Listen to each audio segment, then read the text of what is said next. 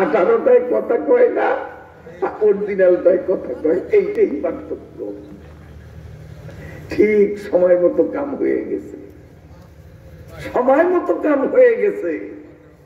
তো আফলাতুনের মতো বিশ্ববিখ্যাত দার্শনিক নিজের বুদ্ধি নিপুণতা খাটিয়েও মৌতের হাত থেকে রক্ষা পাননি।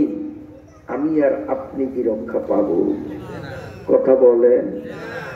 মৃত্যু যখন আমাদের হবে, এরপরে এক দীর্ঘ মেয়াদকাল আমাদেরকে কবর জগতে অবস্থান নিতে হবে। রসুলে পাকের ঘোষণা মতে এই কবর কারোর জন্য জান্নাতের আরামদায়ক ফুলবাগান, পক্ষান্তরে কারোর জন্য কবর হবে জাহান্নামের বিভীষিকাময় আযাবপূর্ণ একটা গর্ত।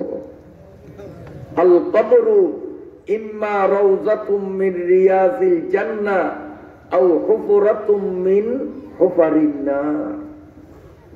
কবর জগতের পরে আসবে হাসরের জগৎ। হাসরের জগতে আল্লাহ রাব্বুল আলামিনের ইজলাসে আসামির কাঠগড়ায় আমাদের দাঁড়াতে হবে। গোটা জীবনের হিসাব আল্লাহ পাকের দরবারে আমাদের দিতে হবে, বিচার হবে। তবে সেদিন বিচার হবে 4 সাক্ষীর ভিত্তিতে। হাসরের মাঠে আল্লাহ পাকের আদালতে আমার আপনার বিচার হবে কয় সাক্ষীর ভিত্তিতে? স্মরণ রাখবেন, 4 সাক্ষীর। 1 নম্বর সাক্ষী নবীগণ। নবীগণদের অবর্তমান সময়ের উম্মতের ওলামায়ে কিরাম। 1 নম্বর নবী বা আলেমগণ।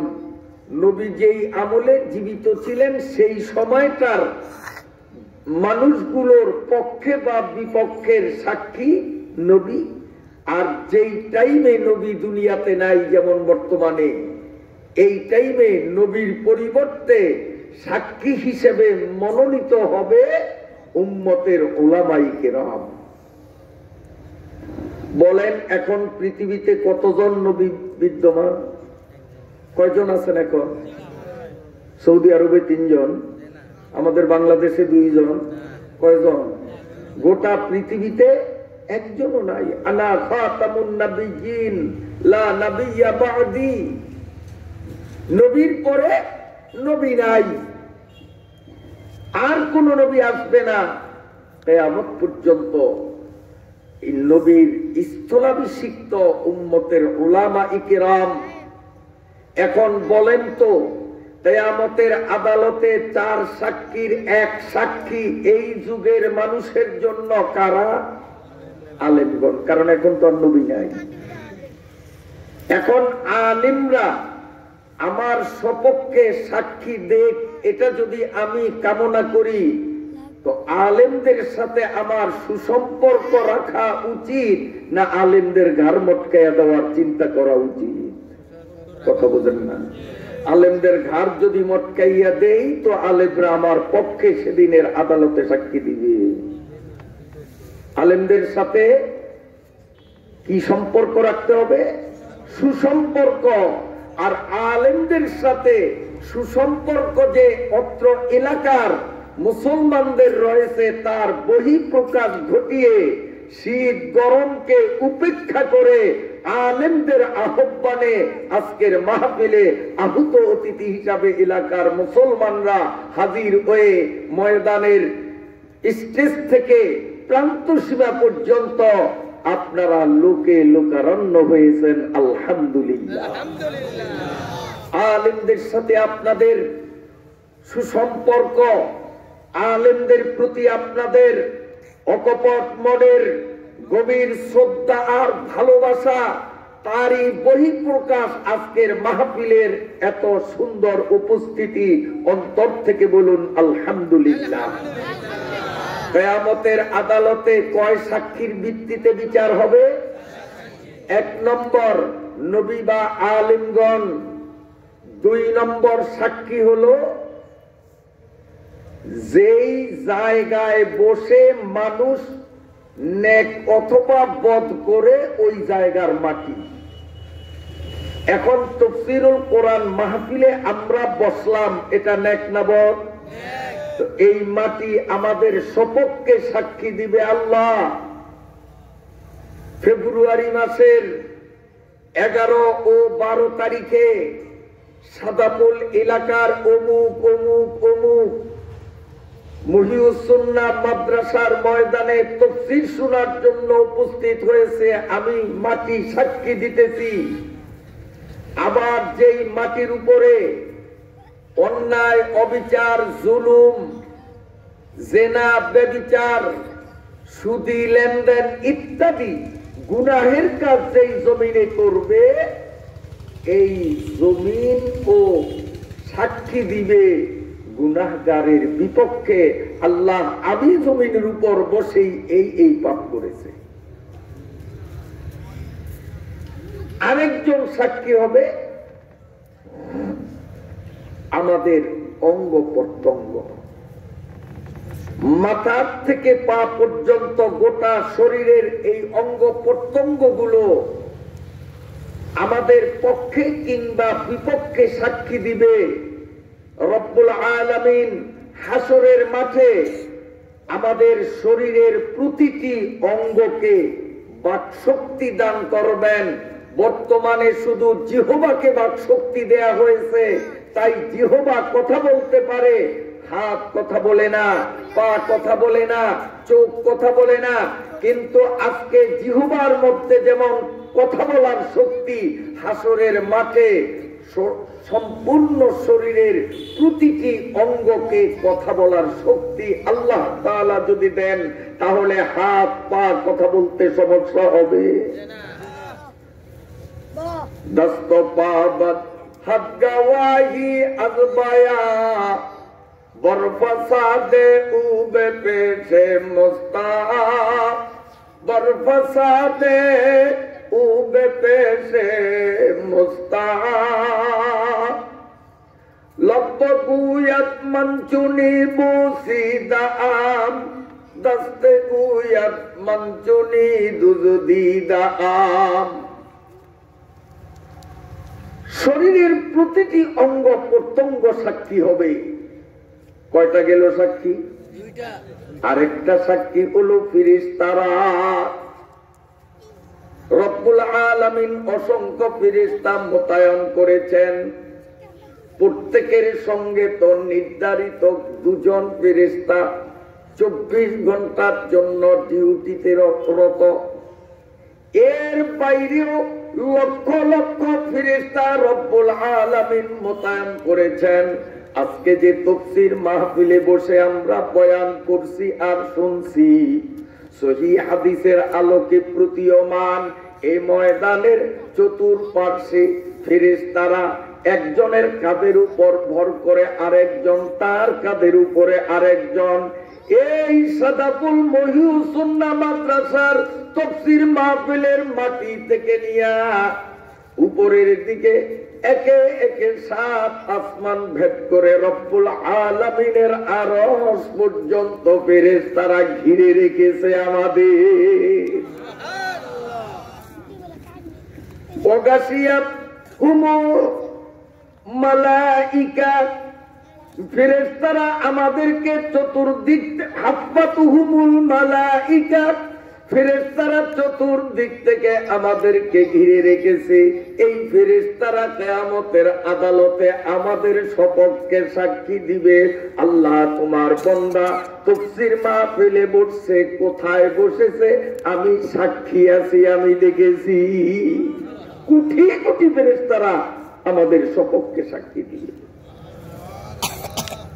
আবার যদি আমরা সুযোগ পেয়ে অন্যায় অপরাধ প্রবণতায় নিজেকে সঁপিয়ে দেই, দুনিয়ার কোনো মানুষ না দেখলেও আমাকে পাহারাদারি করার জন্য নিয়োজিত ফেরেশতারে আমি ফাঁকি দিতে পারবো না।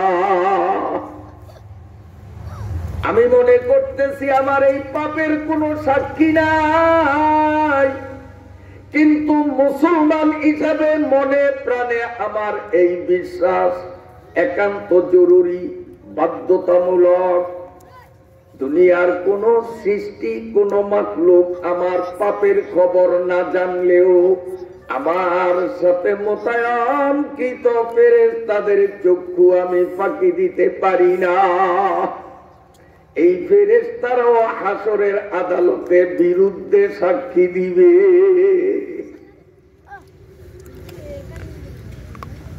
আল্লাহ রাব্বুল আলামিনের দরবারে শুকরিয়া আদায় করি মাবুদ, ফেরেশতারা আমাদের সাক্ষী দিবে, এই জমিনের মাটিও আমাদের পক্ষে সাক্ষী দিবে।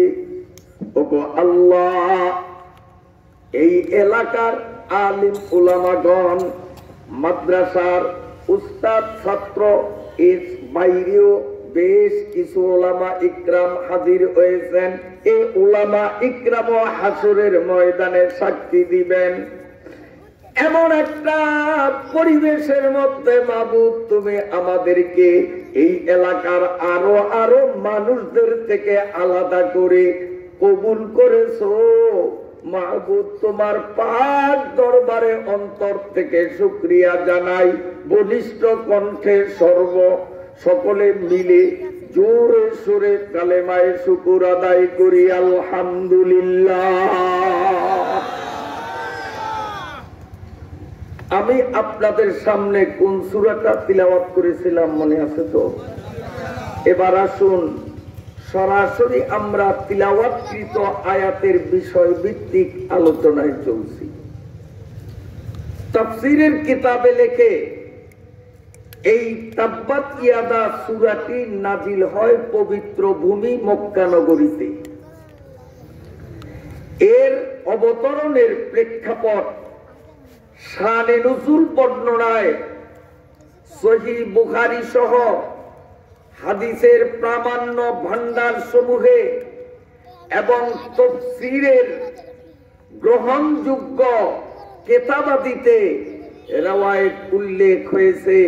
পবিত্র কুরআনুল কারীমের আয়াত ওয়া আনজির আশীরাতাকাল আকরাবিন, এই আয়াত যখন নাজিল হলো, হে নবী আপনার নিকটাত্মীয়দেরকে পরকালের ভয়ের ওয়াজ করুন, যাতে করে পরকালের ভয়ে তারা ভ্রান্ত মতবাদ থেকে বের হয়ে ইসলামের সুশীতল ছায়ায় আসতে পারে।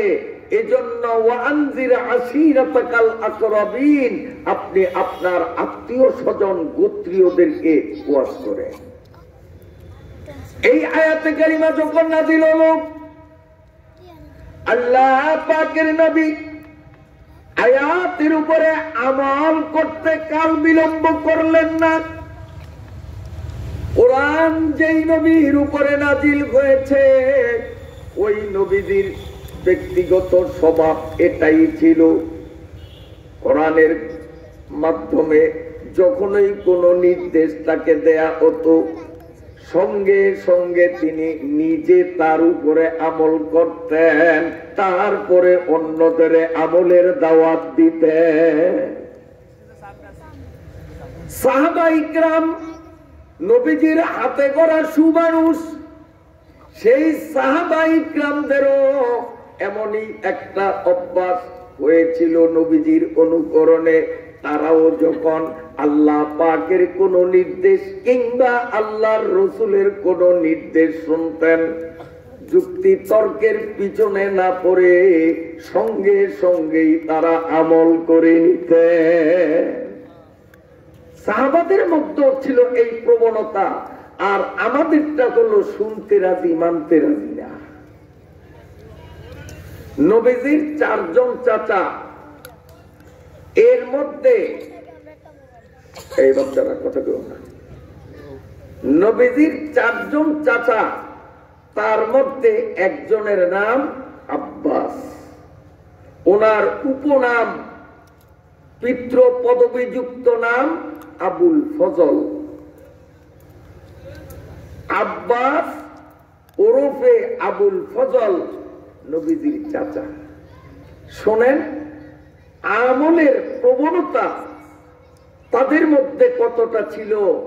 একদিন নবী আলাইহিস সালাম মদিনার মসজিদে ওয়াজ মাহফিল ডাকলেন, সবাইকে ঘোষণা দিলেন আজকে বিশেষ ওয়াজ হবে, তোমরা আসো। নবীজি ওয়াজ শুরু করে দিলেন। মসজিদের ভেতরে সাহাবায়ে কিরাম আদবের সাথে বসে নবীজির আলোচনা শুনতেছেন। পরবর্তীতে কিছু লোক এসে একটু বিক্ষিপ্ত এলোপাতারি বাইরে দাঁড়ানো। আল্লাহ পাকের নবী বললেন, যে যেখানে আসো বসে পড়ো।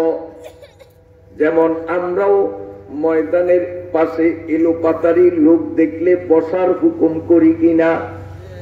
আল্লাহ পাকের নবী বললেন, যে যেখানে আসো বসে পড়ো। এরপরে সাহাবায়ে কিরাম বসলেন। আল্লাহ পাকের নবী ওয়াজ শেষ করলেন। ওয়াজ শেষে নবীজি যখন মিম্বর থেকে নেমে মসজিদ থেকে বের হবেন, দেখতেছেন একটা মানুষ মসজিদের চৌকাঠের উপর বসা, এক পা মসজিদের বাইরে আর এক পা তার মসজিদের ভেতরে। ওই সাহাবী হলেন হযরতে আব্দুল্লাহ ইবনে মাসউদ রাদিয়াল্লাহু তাআলা আনহু। নবী আলাইহিস সালাম বললেন, ও ইবনে মাসউদ, ও ইবনে মাসউদ, তুমি তো একজন বিচক্ষণ মানুষ, বুদ্ধিওয়ালা মানুষ, চালাক মানুষ, শিক্ষিত মানুষ, এমন বেকায়দায় তুমি কেন বসলা? বাইরেও না ঘরেও না, অর্ধেক বাইরে অর্ধেক ঘরে, এমন বেমানান বসা তোমার মতো জ্ঞানী মানুষের জন্য কিভাবে শোভা পাইল? এটা একটা দেখতে বেমানান না? হয়তো বাইরে থাকবে, নইলে ভিতরে, বাইরেও না ভিতরেও না। তোমার মতো একজন জ্ঞানী গুণী মান্যবর ব্যক্তির পক্ষে এই বসাটা কি করে শোভা পেল? আব্দুল্লাহ ইবনে মাসউদ বলেন, ইয়া রাসূলুল্লাহ, আমরা মুসলমান, আর মুসলমানের দায়িত্ব হলো আল্লাহ পাকের কোন হুকুম কিংবা আল্লাহর রসুলের কোন হুকুম কানে আসলে যুক্তি তর্কের পিছনে না পড়িয়া সঙ্গে সঙ্গে ওটা মেনে নেয়া, এর নামই তো হলো মুসলমানি। ইয়া রাসূলুল্লাহ, আপনার ওয়াজ শোনার জন্য মসজিদে ঢুকতেছিলাম, ডান পা মসজিদে ঢুকলো, এখনো আমার বাম পা বাইরে রইল। ওই অবস্থায় আপনার পবিত্র জুবানের আওয়াজ আমার কানে আসলো, যে যেখানে আসো বসে পড়ো। আমি চিন্তা করলাম, আমি যদি এক পা উঠাইয়া সামনে আগাইয়া ভিতরে ঢুকি, তাহলে তো নবীজির কথার উপরে আমল হলো না। নবীজি খুশি হইলেন না বেজার হইলেন?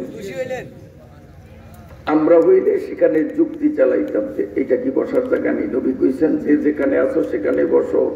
তো আমি যে ঘরে বাইরে, এটা নবী বুঝা সারেন নাই, না এই বেমানান বসা যাবে না, আমরা সেখানে যুক্তি চালাইতাম। আল্লাহ পাকের নবী আর একটু অগ্রসর হলেন।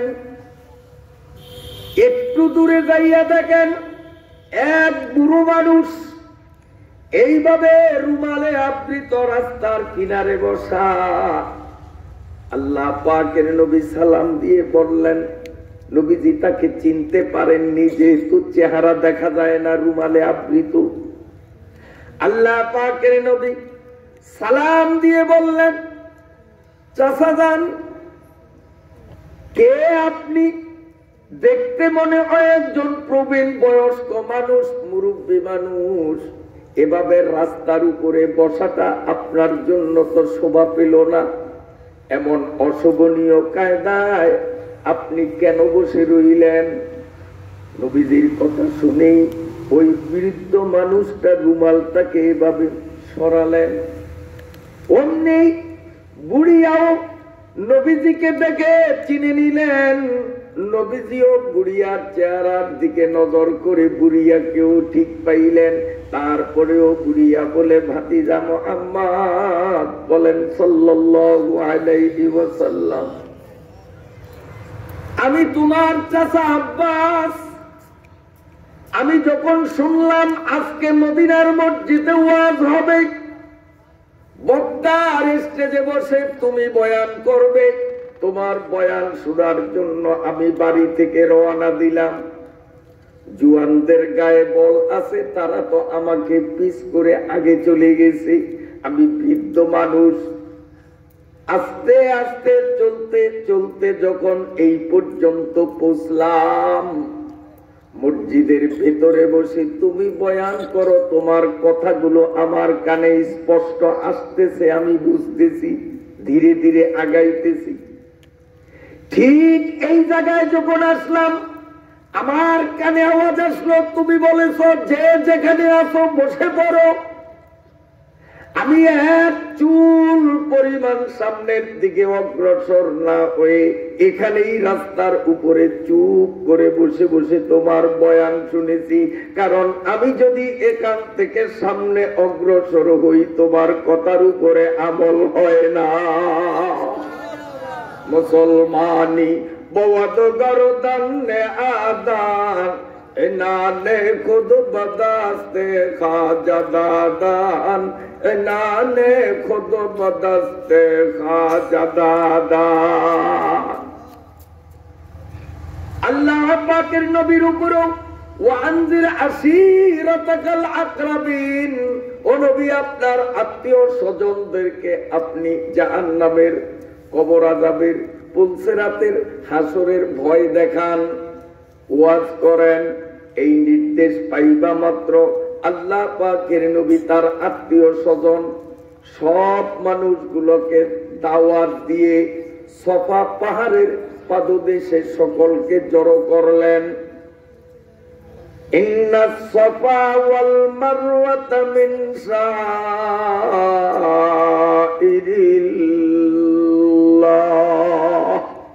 দুইটা পাহাড়।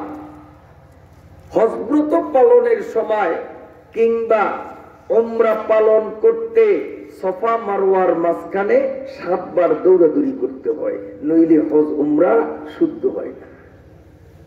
ওই সফা পাহাড়ের পাদদেশে নবীজির আত্মীয়দের একত্রিত করলেন। আল্লাহ পাকের নবী সফা পাহাড়ে উঠে বক্তৃতা আরম্ভ করলেন। হে আমার গোত্রীয় লোকজন ও আমার নিকটাত্মীয়রা, আমি তোমাদের প্রশ্ন করি, আমি যদি তোমাদেরকে বলি যে এই পাহাড়ের উপাস থেকে শত্রু দল আসতেছে, তোমাদেরকে আক্রমণ করবে, এমন একটা কথা যদি আমি তোমাদের বলি, তোমরা আমার কথা বিশ্বাস কি করবা? দলমত নির্বিশেষে প্রতিটা মানুষ উত্তর দিল, মুহাম্মদ, তোমার জন্ম থেকে নিয়ে অদ্য অবধি অবান্তর কথা, ধোঁকাবাজির কথা, সিটারি বাটপারির কথা, মিথ্যা কথা জীবনে কোনোদিন তোমাকে বলতে দেখিনি। অতএব তুমি যদি বলো, নির্দ্বিধায় আমরা তোমার কথা বিশ্বাস করে নেব।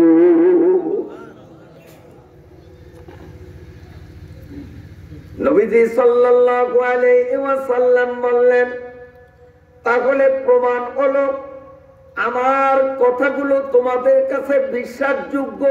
সবাই বলল, হ্যাঁ, তোমার কথায় আমরা কোনো সন্দেহ পোষণ করি না, কারণ আমরাই তো তোমাকে মুহাম্মদ নামে ডাকার পরিবর্তে আল আমিন নামে ডেকে থাকি।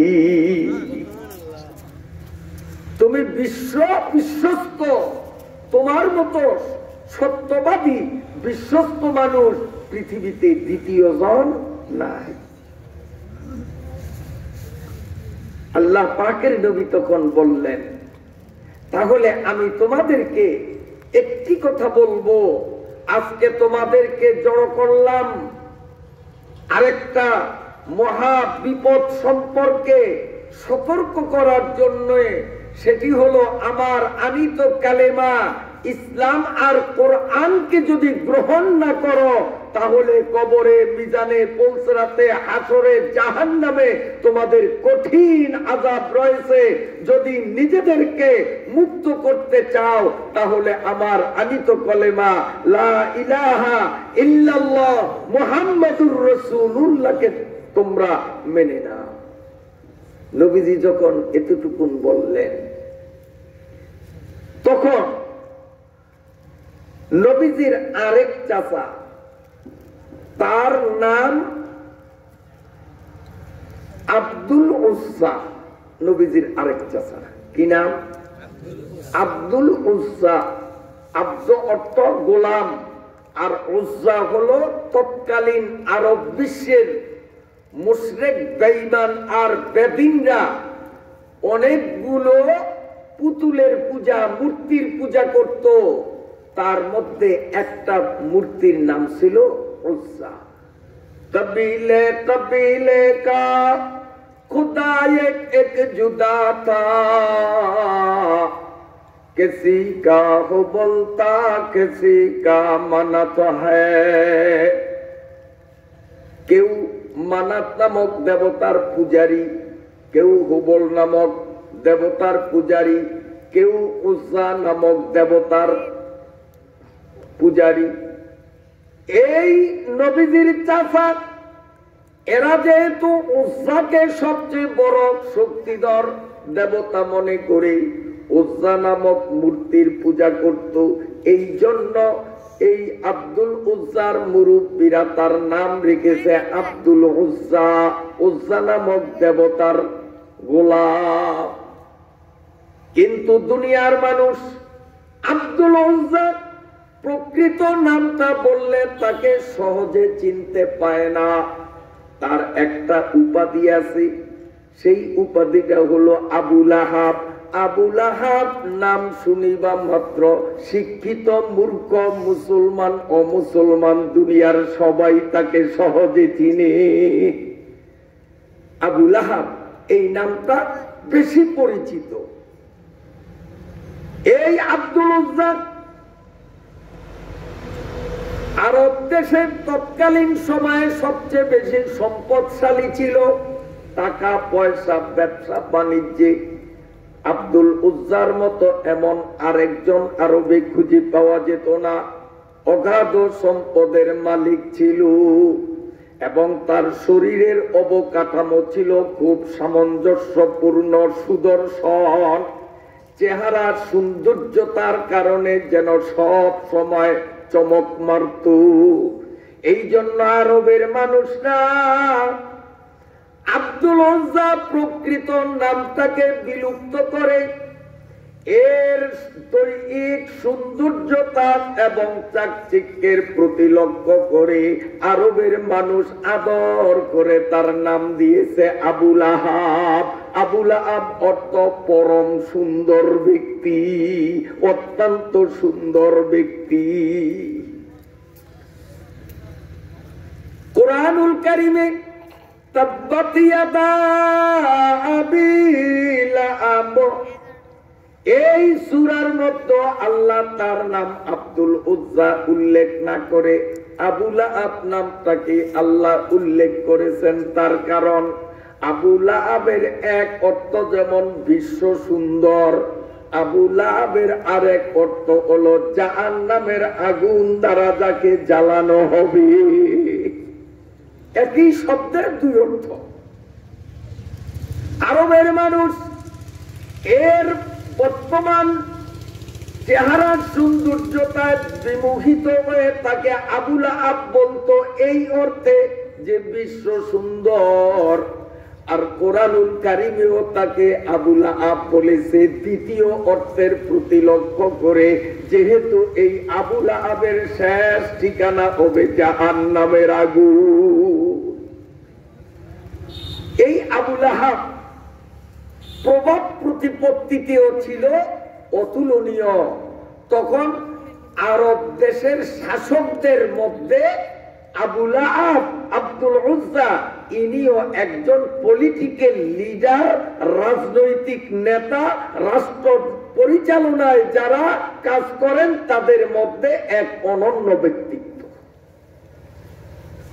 রাষ্ট্র ক্ষমতায় বড়, সামাজিক প্রভাব প্রতিপত্তিতেও বড়, বংশগত দিক থেকেও বড়, চেহারার সৌন্দর্যতাও ছিল অতুলনীয়, সহায় সম্পদের দিক দিয়েও ছিল সে অনন্য। এখন আমি আপনাদের জিজ্ঞেস করি আমার ভাইয়েরা, এই যে চেহারা সুন্দর হওয়া বা বিশ্রী হওয়া এটা কে করছে? ঘুরে বলেন। চেহারা সুন্দর, আমার মা বাবার কোনো অধিকার নাই। আমার চেহারা অসুন্দর হবে, এখানেও মা বাবা, দুনিয়ার কোন কারিগরের হাত নাই।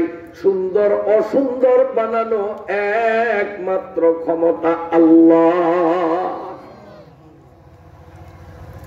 আল্লাহ রাব্বুল আলামিন ওরে সুন্দর বানাইলেন। সহায় সম্পদ আল্লাহ তাআলা তাকে দিয়েছেন বলেই তো সে ধনী। কি বলেন ঠিক কিনা? সম্পদের অরিজিনাল মালিক কে? বুঝেন না? সন্দেহ হয় আপনাদের যে সম্পদের মালিক আল্লাহ কোথায়? আমরা যদি ইরি খেতে ফলন না ফলাইতাম তাহলে এখন কি 20,000 টাকার বান্ডিল গুনতে পারতাম? তো আমরা তো টাকা পাইলাম জমিন থেকে, জমিন না আমাদেরকে সম্পদ দিল। যদি আমার পুকুরে মাছ চাষ না করতাম তাহলে তো 50,000 টাকা আজকে ব্যাংকে জমা রাখতে পারলাম না। তো আল্লাহ আমাকে সম্পদ দিল কোথায়? সম্পদ তো আমার পুকুর দিল। আচ্ছা, আপনাদের দেশে বিকাশে লেনদেন হয়, বিকাশ বোঝেন তো?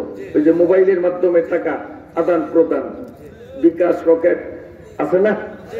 আচ্ছা, আমি আপনাকে জিজ্ঞেস করি, আপনার পোলা চট্টগ্রাম ব্যবসা বা চাকরি করে আপনারে কল দিল, আব্বা 10,000 টাকা আপনার কাছে অমুক নম্বরে বিকাশ করছি, সাদাপোল বাজারের এই করিম আলীর নম্বরে আমি বিকাশ করছি, টাকাটা তুলে নিয়ে। এখন আপনি যদি করিম আলীর দোকানে যাইয়া এই এত নম্বর থেকে টাকা আসছে, আমার টাকা দাও, দিবে কি দিবে না? কথা বলেন। তো টাকা আপনার পোলাই দিতেছে না করিম আলী দিতেছে? আপনি যদি এখন বলেন, এই করিম আলী তুই বলে আমারে টাকা দিবি, কোথায়? তুই তো টাকা দিলি না। টাকা তো দিল, আমি চৌখে দেখলাম করিম আলী। করিম আলী দিছে টাকা? যদি আপনার পোলা ওখান থেকে টাকা না ছাড়তো তো করিম আলী 1 টাকা দিত আপনারে? আর এখন তো সে 20,000 টাকা দেয়। তো টাকা করিম আলী দিল না আপনার পোলাই দিল? পোলায় টাকা দিল, কিন্তু পোলারে দেখা যায় না। করিম আলীর হাতে আমি টাকা পাইলাম, তারে আমার চৌখে দেখা যায়। এই ক্ষেত খামার পুকুর পুষ্কনি চাকরি বাকরি সব হলো করিম আলী। দেনেওয়ালা হলেন আল্লাহ। আল্লাহ আসমান থেকে বিকাশ করিয়া মাছ পাঠান আমার পুকুরে, আল্লাহ আসমান থেকে বিকাশ করিয়া ধান পাঠান আমার খেতে, আল্লাহ আসমান থেকে বিকাশ করিয়া দুধ পাঠান আমার গাভীর ওলানে। আমরা আল্লাহরে দেখি না, ওই করিম আলী গাভী পুকুর আর জমিন দেখি। বুঝাইতে পারলাম? তো সম্পদ কে দেয়? আল্লাহ ওরে সম্পদ দিলেন, রাষ্ট্র ক্ষমতা দিলেন, চেহারার সৌন্দর্যতা ছিলেন। ও যদি মানুষের মতো মানুষ হতো তাহলে তো আল্লাহর শুকরিয়া আদায়ে অবনত মস্তক হয়ে কলেজে পড়ে ইসলাম গ্রহণ করার কথা ছিল। আপনারা কি বলেন? কিন্তু কপাল পড়লে এমনই পড়ে, নিজের দৈহিক সৌন্দর্যতার গর্বে, সম্পদের তাড়নায় এবং রাজনৈতিক প্রভাব প্রতিপত্তির তাকাব্বুরিতে নিজেকে নিজে এতটাই বিশাল কিছু মনে করে বসেছে। আল্লাহ পাকের নবী যখনই তাদেরকে দাওয়াত দিলেন, সঙ্গে সঙ্গে নবীজির আপন চাচা আবু লাহাব দাঁড়াইয়া গেল। দাঁড়াইয়া বলতেছে, তাব্বান লাকা সাইরাল ইয়াউমি আলিহাযা জামাতানি। ও মুহাম্মদ, তুই ধ্বংস হ। এই কথা শুনাইতে আমাদেরকে ডাকলি? কলেমা পড়বো এই কথা শুনাইতে আমাদেরকে ডাকলি? তুই ধ্বংস হ। কোন কোন তাফসীরের কিতাবে লেখে শুধু এতটুকুন বলিয়াই চুপ ছিল না। এই দুষ্ট আবু লাহাব দুই হাতে মাটির থেকে পাথর কুড়াইয়া লইত আর একটা একটা করে আমার নবীর শরীরে মারত। আবু লাহাবের নিক্ষিপ্ত পাথরের আঘাতে আমার নবীর শরীর চৌচির হয়ে লাল রক্তের জোয়ার বইছিল।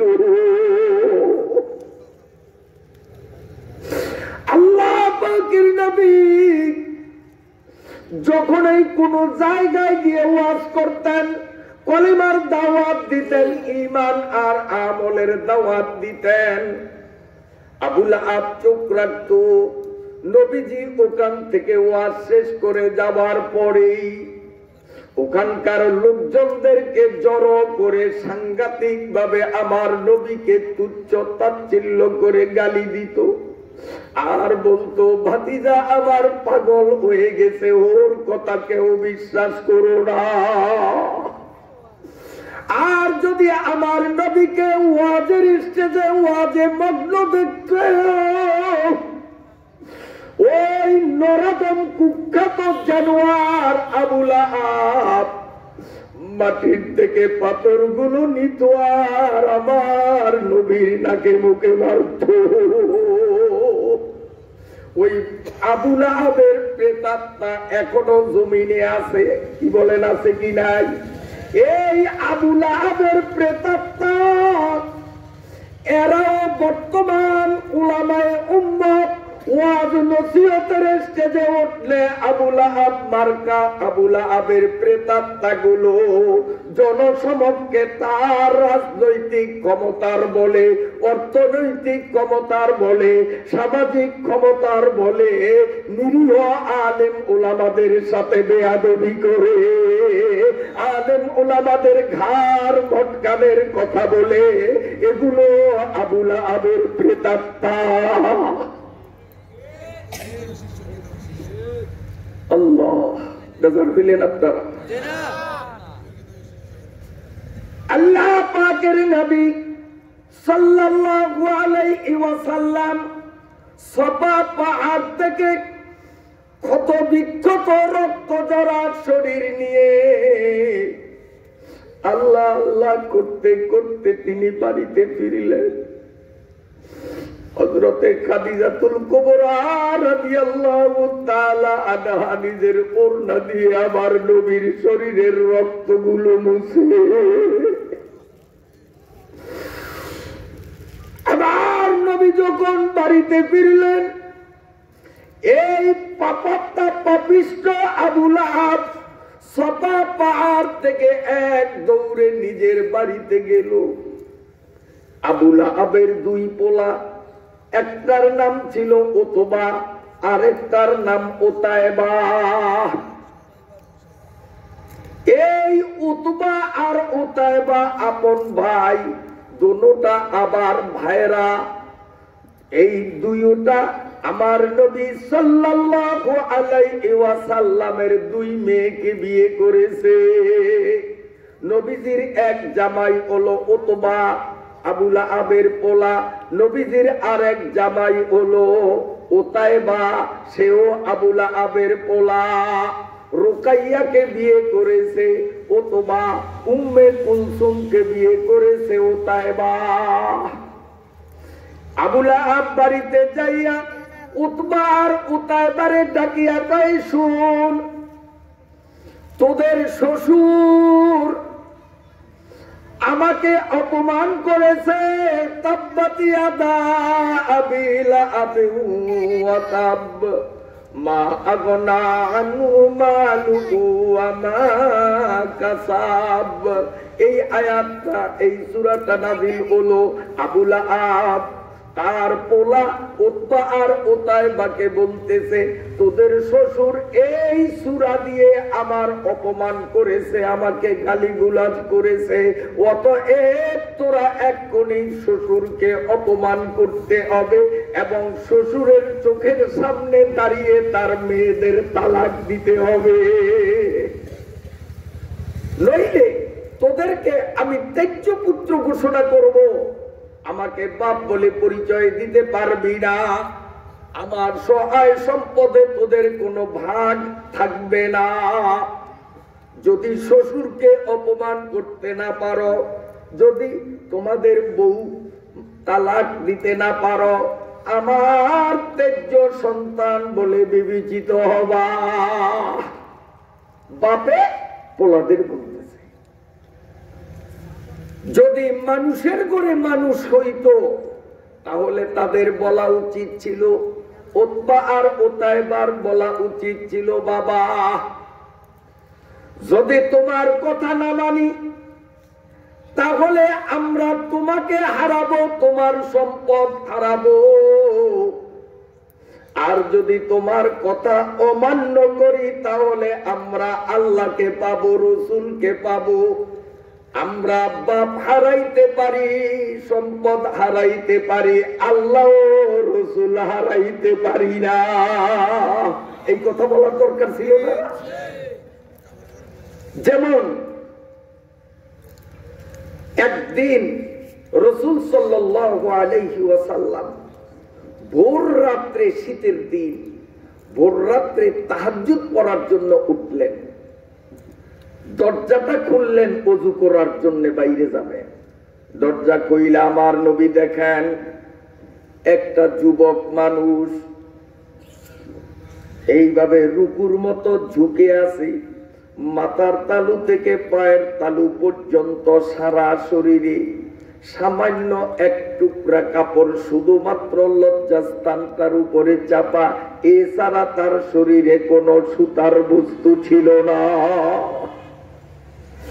আল্লাহ পাকের নবী দেখলেন কে যেন ঝুঁকে আছে রুকু অবস্থায়, প্রচন্ড শীতে তার শরীরটা যেন বরফ হয়ে গেল।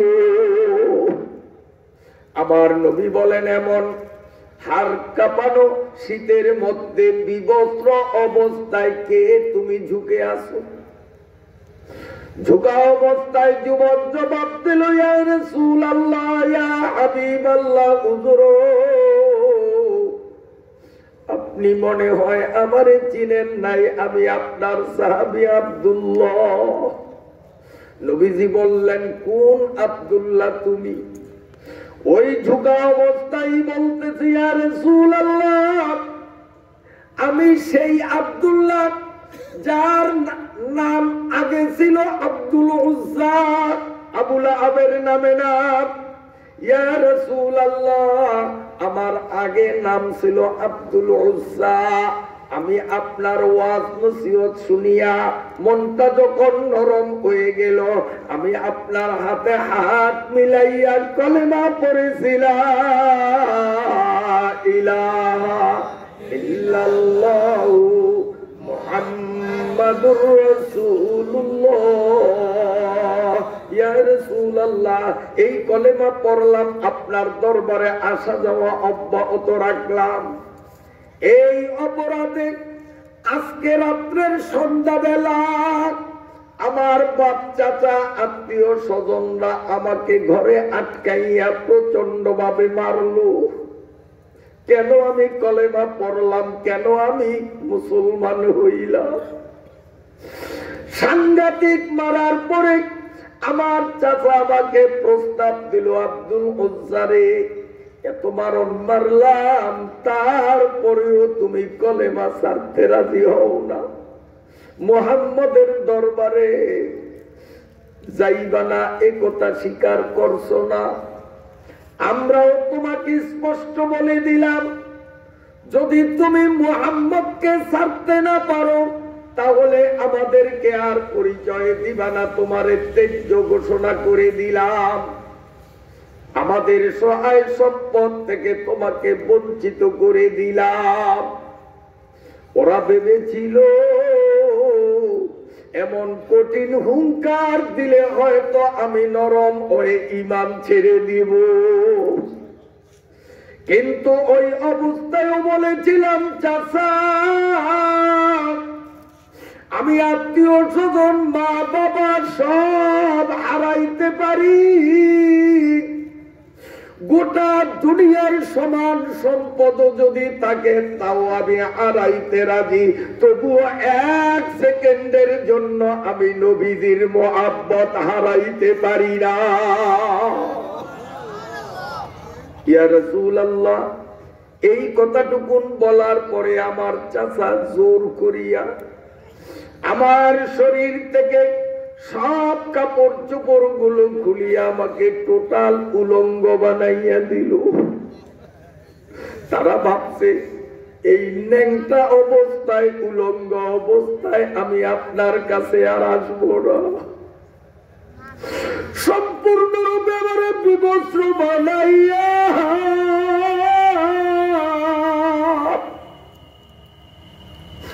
কাপড় শূন্য করিয়া ল্যাংটা বানাইয়া ছাড়ল। আমি তখন 2 চোখের পানি ছাড়িয়া আমার মাকে ডেকে ডেকে বললাম, বাবু আমি কি একেবারে পুরাতন ছেঁড়া যেটা তোমরা ব্যবহার করবা না এমন একটুখানি কাপড় কি ভিক্ষা দিতে পারো না? কোনো মতে আমি আমার লজ্জাস্থানটাকে একটু ঢাকতে পারি? আমি তোমার প্রাপ্ত বয়সের পোলা, মায়ের সামনে ন্যাংটা দাঁড়াইলাম, তোমার কি একটু বিবেকে সারা লাগে না? ইয়া রাসূলুল্লাহ, আমার এই কথাটুকু শুনিয়া মা ঘরের থেকে পুরাতন কাপড় থেকে সিরিয়া সামান্য 2 আঙ্গুল পরিমাণ নেকড়া মেলা বাড়িয়া দিল। আমি ওই নেকড়া দিয়ে কোনো মতে আমার লজ্জাস্থানটারে চেপে রইলাম।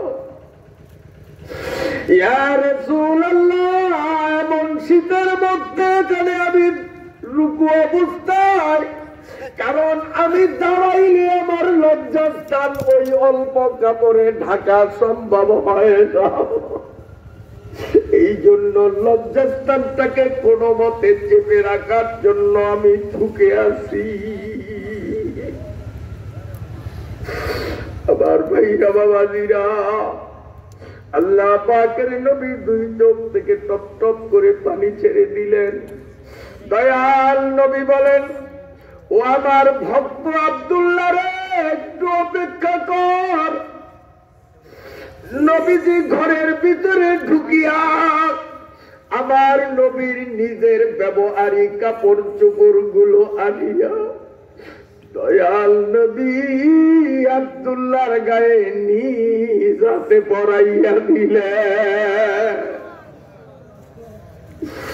আমার ভাইরা বাবাজিরা, আব্দুল্লাহ বলেছে আমি মা হারাইতে পারি, বাবা হারাইতে পারি, গোটা দুনিয়া হারাইতে পারি, 1 সেকেন্ডের জন্য ঈমান এবং নবীর মহব্বত ছাড়তে পারি না।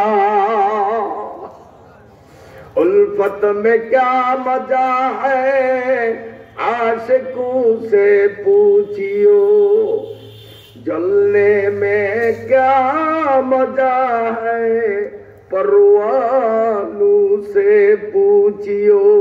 উতবা আর উতাইবার তো এমন একটা জবাব দেওয়া উচিত ছিল, কিন্তু যেমন বাপের তেমন পোলা, যেমন বাপের তেমন পোলা। উতবা আর উতাইবা বলেন, বাবা বাপের নাম যদি রাখতে না পারি তাহলে কিসের পোলা হইলাম? দাঁড়ান, এক্ষুনি আমরা ডাইরেক্ট অ্যাকশন নেব। ক্ষুধার্ত বাঘের মতো উতবা আর উতাইবা 2 ভাই দৌড়াইয়া আমার নবীর দিকে গেল। যাইয়াই উতবা নবীজির জামার কলারটারে থাবা মাইরা ধরল। এই দুষ্ট জামাই শ্বশুরের জামার কলার ধরিয়া অকথ্য ভাষায়, অশালীন ভাষায় আবার নবীকে মুখের উপর গালি দিতে লাগল। কোথায় পাশে দাঁড়াইয়া রইল, নবীজিকে একটাও গালি দিল না। ও যুবকরা, অন্তরের কান দিয়া শোনো। অথবা গালি দিল, নবীজির জামা ধরিয়া এমন জোরে টান মারল, তাফসীরের কিতাবে লেখে আমার নবীর গায়ের জামাটা ফাট ফাট করিয়া চিরিয়া টুকরা টুকরা করিয়া, এরপরে মাটির থেকে পাথর নিয়া দয়াল নবীর গালের উপরে এমন জোরে পিটান দিল, আমার নবীর যেই শরীরের মধ্যে জীবনে মশা বসত না, মাছি বসত না, ওই বরকতময় শরীরের চেহারার গোশতগুলো পাথরের আঘাতে থেতলাইয়া দিল। এরপরে দুই ভাই মিলিয়া নবীজির মেয়ে দুইটাকে তালাক দিয়া দিল। আল্লাহ পাকের নবী সাল্লাল্লাহু আলাইহি ওয়াসাল্লাম কিচ্ছু বলেন না। একদিকে দয়াল নবীর গালের থেকে লাল রক্তের জোয়ার বইতেছে, অন্যদিকে দুই চোখ থেকে অনর্গল অশ্রুগুলো ঝরাচ্ছে, কিচ্ছু বলে না।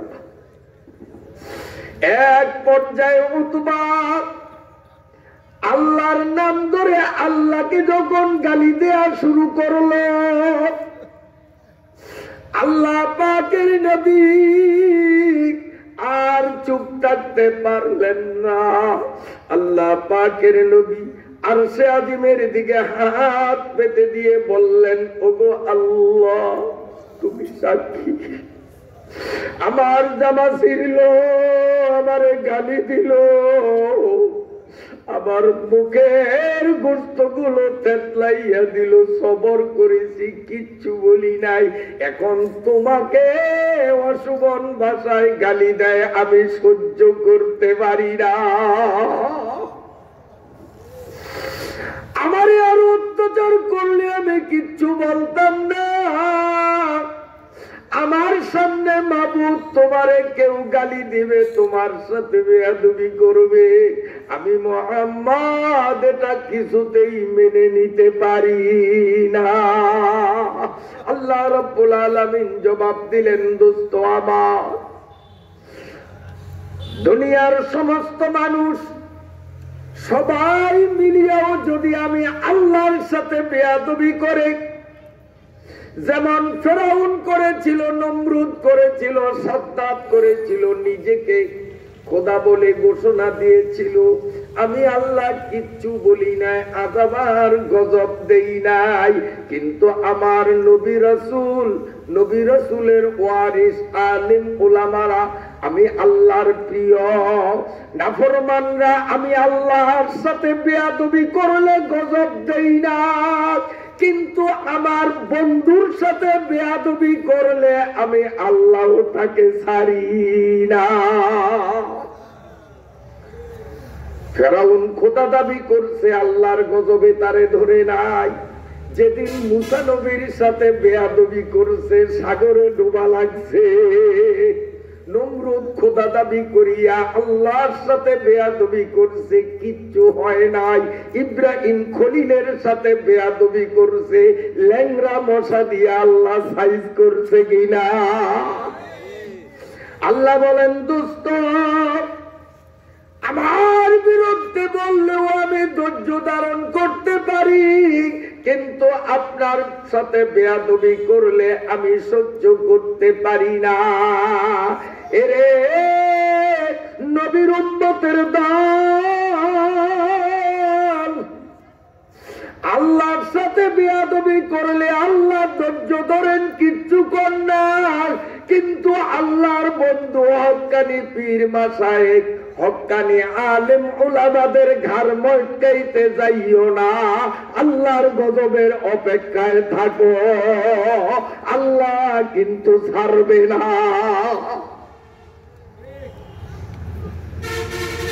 এক মাঘে শীত যায় না। তোমার আর কতটুকুন ক্ষমতা? আবুল আহাবের চেয়ে তোর বেশি পাওয়ারফুল নেতা তুমি হও নাই। এই আবুল আহাব পোলাদের পাঠাইয়া দিল, আর এই পোলারা নবীজির দুই মাইয়াকে তালাক দিল, কিন্তু উতবা বেয়াদবি করছে, উতাইবা বেয়াদবি করে নাই। আল্লাহ পাকের নবীকে মুনাজাতের মধ্যে থাকা অবস্থায় আল্লাহ জানাইয়া দিলেন, দোস্ত এখন আপনি কিছু দাবি করেন, যাই দাবি করেন আমি আল্লাহ তার বাস্তবায়ন ঘটাবো। নবীজি মুনাজাতে বললেন, আল্লাহুম্মা সাল্লিত আলাইহি কালবাম মিন কিলাবিক। আল্লাহ, উতবা উতাইবা দুইটাই আসছে, উতাইবায় কোনো বেয়াদবি করে নাই, ওরে বদদুয়াও দিলাম না। উতবা যখন বেয়াদবি করলো, আল্লাহ তুমি একটা কুত্তা দিয়া ওরে সাইজ করিয়া দাও। কালবুন শব্দের দুই অর্থ, কুত্তাকেও কালবুন বলা হয়, বাঘকেও আরবিতে কালবুন বলা হয়। কালবুন বামানা আসাদুন, কালবুনের দুই অর্থ, কুত্তা বা বাঘ। ও আল্লাহ, কুত্তা বা বাঘ দিয়া ওকে সাইজ করো। আল্লাহ বললেন, দোস্ত অপেক্ষা করেন, দোয়া কবুল। সুবহানাল্লাহ, সুবহানাল্লাহ। আল্লাহর বান্দা আল্লাহর কাছে দোয়া করলে আল্লাহ পাক সেই দোয়া কবুলের গ্যারান্টি দিয়েছেন। সুবহানাল্লাহ, সুবহানাল্লাহ। কষ্ট হয় আপনাদের? এখন নবীজি তো দোয়া করলেন, এর কিছুদিন পর ব্যবসার জন্য আবু লাহাব, তার পোলা উতবা সহ আরো অনেক লোক নিয়ে ব্যবসার জন্য তারা সিরিয়ায় গেল। যাওয়ার পথে এক জায়গায় তারা একটা পাহাড়ের উপর অবস্থান নিল, রাত্রি থাকবে ওখানে। আবু লাহাব বলছে, যদিও মুহাম্মদের উপরে ঈমান আনিনি, কিন্তু মুহাম্মদ যে আল্লাহর নবী এতে তো কোনো সন্দেহ নাই। মুহাম্মদের কোনো কথা বিফলে যায় না। মুহাম্মদ যখন বদদুয়া করেছে কুত্তা বা বাঘ দিয়ে আমার পোলা উতবারে সাইজ করতে, জানি না কখন কি হইয়া যায়। যদি বাঘ আসিয়া পড়ি, যদি কুত্তা আসিয়া পড়ি, তাহলে তো রক্ষা নাই। সবাই বলল, নেতা চিন্তা করবেন না, আমরা চতুর্দিক দিয়া শুইব, উঁচু জায়গায় আমরা আপনার পোলা উতবাকে রাখবো। ক্ষুধার্ত বাঘ বা কুকুর আসিয়া হামলা আর আক্রমণ করলে আমাদের উপর করবে, আপনার পোলারে করবে না। আগে খাইবে আমাদের কি? ঠিক উতবারে উঁচা জায়গায় রাখিয়া বাকিরা নিচে শুইল। কিছুক্ষণ পরে দেখি পাহাড়ের উপর থেকে বাঘ একটা, কার দিকে? উতবার দিকে, উতবার দিকে। আবু লাহাব কে কিরে কিরে, বাঘ এইটা যেই কায়দায় ছায়া রইছে, এটি উতবার দিকেই ছায়া রইছে।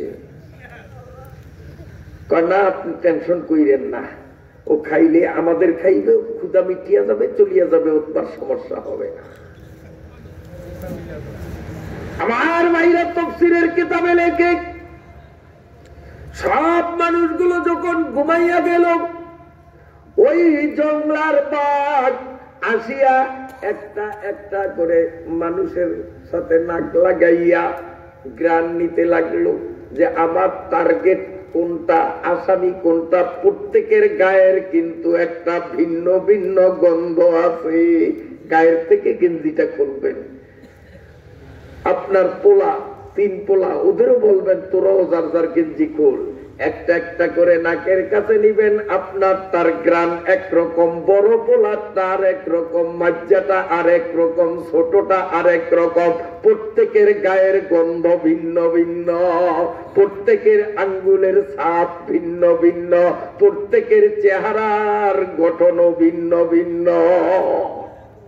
এখন জংলার বাঘ আসিয়া, না এইটা তো আমার টার্গেট না, আবার আরেকটা, না এইটাও না, একটা একটা করিয়া কাফেলার সমস্ত মানুষগুলাকে গ্রান নিয়া এবার বাঘ মনে মনে করে, ওই যে উপরে একটা দেখা যায়, এটাকে একটু টেস্ট করা চাই।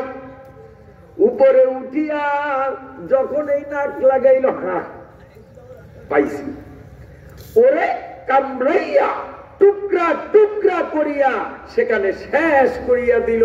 এই জন্য আমার আল্লাহ সূরার মধ্যে বলতেছেন, তাব্বাত ইয়াদা আবি লাহাব। ও দুনিয়ার মানুষ, আমি আল্লাহ অভিশাপ দিতেছি, আবু লাহাব যেই হাতে আমার দোস্তকে আঘাত করেছে, আবু লাহাবের ওই হাত দুইটা ধ্বংস হোক। আল্লাহ অভিশাপ দেয়। এরপরে আল্লাহ বলেন, অতাব্বা, আমার অভিশাপ কবুল হইয়াই গেছে। আল্লাহ নিজে বলেন, আমি অভিশাপ দিলাম, অতাব্বা, আমার অভিশাপ কবুল করিলাম, আবু লাহাব ধ্বংস হইয়াই গেছে। কেমনে ধ্বংস হলো? কিতাবের মধ্যে, তাফসীরের কিতাবের মধ্যে স্পষ্ট করে লেখা, বদরের যুদ্ধের 7 দিন পর আবু লাহাবের শরীরে এক ধরনের গোঠা উঠলো, ঘা হলো, যেটাকে আমাদের বাংলাদেশে বলি বসন্ত। চিনেননি আপনারা? এই বসন্ত রোগটাকে আরবের লোকরা ছোঁয়াছুঁয়ে রোগ মনে করত। একজনের হইলে তার আশেপাশের মানুষদেরও হয়, ছোঁয়াছুঁয়ে রোগ তারা মনে করত। আসলে ইসলামে ছোঁয়াছুঁয়ে রোগ বলতে কিচ্ছু নাই। এই যে করোনার সময় ছোঁয়াছুঁয়ে রোগ মনে করিয়া যারা মানুষের থেকে দূরে দূরে ছিল, করোনায় ওদেরকেই ধরছে। আমরা মানুষের সাথে কোলাকুলি করতাম, মোসাফা করতাম, এখন যেমন স্বাভাবিক চলি, করোনা কালীনও স্বাভাবিক চলছি। ওই যে নাকে একটা দিতে হয় না আপনার গরুর ঠুলির মতো, ওই পুলিশের ডরে এখনো পকেটে আছে। আমার জীবনে আমি কোনোদিন নাকে লাগাই নাই। শুধু টাউনে যখন হাঁটতাম, হাতে নিয়ে হাঁটতাম, পুলিশ যদি কিছু বলে তো যাতে বলতে পারি যে আমারও আছে। শুধু পুলিশের ডরে, পুলিশের ডরে, করোনার ডরে না। ওই করোনায় তো আমার ডরে নাই। আমার ভাইরা বাবাজিরা, ছোঁয়াছুঁয়ে রোগ বলতে ইসলামে নাই। আরবের মানুষরা মনে করত বসন্ত রোগটা একটা ছোঁয়াছুঁয়ে রোগ। এই জন্য বসন্তে আক্রান্ত হওয়ার পরে আবু লাহাবকে দূরে পাহাড়ের ভিতরে রাখিয়া আসলো একাএকি। কয়েকদিন পর্যন্ত একাএকি থাকিয়া বিনা চিকিৎসায় ওখানে মারা গেল। ছোঁয়াছুঁয়ে রোগের ভয়তে কেউ তার কাছে গেল না। যেমন করোনায় কিছুদিন আগে যেই মানুষগুলো মারা গেছে, আত্মীয় স্বজন, দলীয় লোকরা ভয়তে লাশের কাছে যায় নাই। আমার মতো মৌলবীরা এইভাবে নিজেদের হাতে গোসল দিয়া, জানাজা দিয়া, তারপরে সুন্নত কায়দা মতো কবর দিয়েছে। কই একজন হুজুরেরও করোনায় ধরলো না। বাপের লাশের কাছে করোনার ডরে যে দূরে রইল, কাছে গেল না, ওরাই করোনায় আক্রান্ত হইয়া মারা গেছে। ঠিক না বেঠি? করোনার কোন শক্তি নাই। শক্তি কার? রাখে আল্লাহ, মারে কে? মারে আল্লাহ, রাখে কে? বিশ্বাস হয়নি? কষ্ট হয় আপনাদের? আমার ভাইরা, এই আবু লাহাব 1 সপ্তাহ পর্যন্ত রোগে কাতরাইয়া বিনা চিকিৎসায় মারা গেল। 3 দিন পর্যন্ত ওখানে লাশ পড়ে রইল, ভয়তে কেউ কাছে যায় না। এরপরে ভিনদেশ হাবশার থেকে কয়েকজন লেবার ভাড়া করিয়া আনলো। এই লাশ পচিয়া দুর্গন্ধে পরিবেশ দূষিত হয়ে যাবে, ওকে মাটিতে পোতা লাগবে।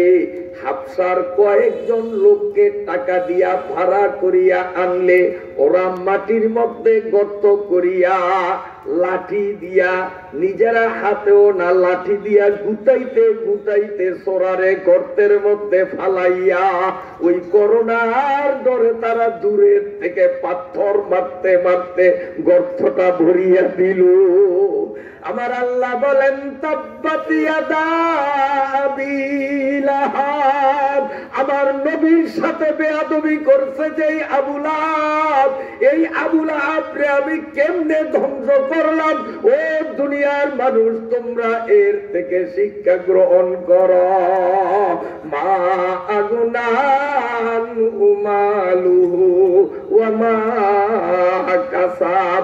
আল্লাহ বলেন আবু লাহাবরে তার মাল রক্ষা করতে পারে নাই, পারছেনি, তার মাল তারে রক্ষা করতে পারে নাই।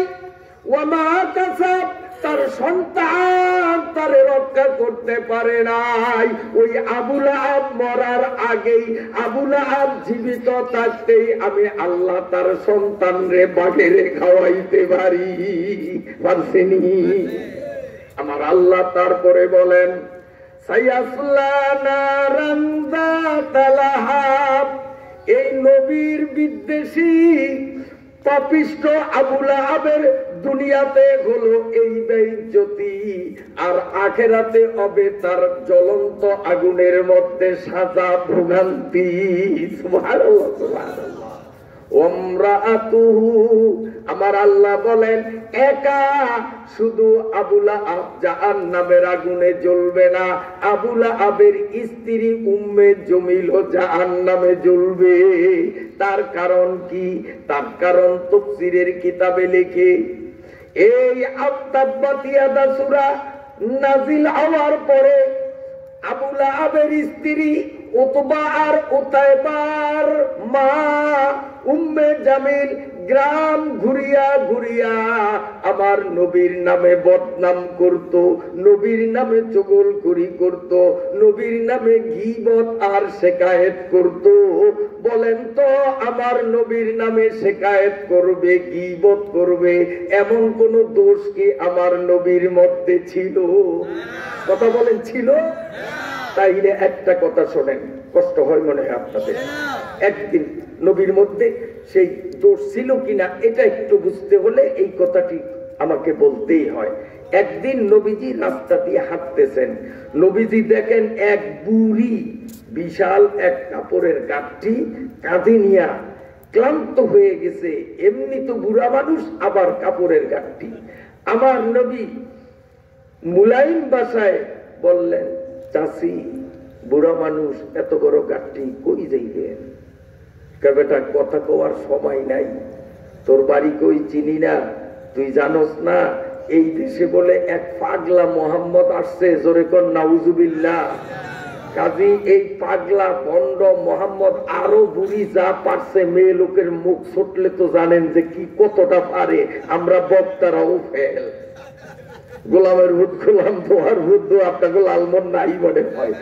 আমরা বক্তারা তাদের কাছে ফেল, মাইক লাগে না, বিনা মাইকে আলহামদুলিল্লাহ। এখন এই বুড়ি আমার নবীর বিরুদ্ধে এই ধরনের বলতেছে, কারে কয়? ডাইরেক্ট নবী। বেটা, তোরে চিনি না, এই দেশে বলে এক বন্ড নবী পাগলা মোহাম্মদ আসছে, এই দুষ্ট বন্ড যেই দেশে থাকবে আমি ওই দেশে থাকবো না, অচেনা পথের পাড়ি জমাইলাম, এই বন্ডের দেশে জীবনে আর ফিরত আসবো না। নবীজি বলেন, চাচি, তা আমি কি আপনার একটু উপকার করতে পারি? কি উপকার করবি বেটা তুই? আপনার গাঁটটিটা যদি আমারে দেন তো আপনি যতদূর যাবেন আমি পৌঁছে দিব, আমারে কোনো টাকা পয়সা দেয়া লাগবে না। বুড়ি কয়, বাবা তাহলে তো একটা ভালো উপকার হয় রে বাবা, আমি এমনি হাঁটতে পারি না, আরো কাপড়ের গাঁটটি নে নে বাবা নে। নবীজির মাথায় দিল।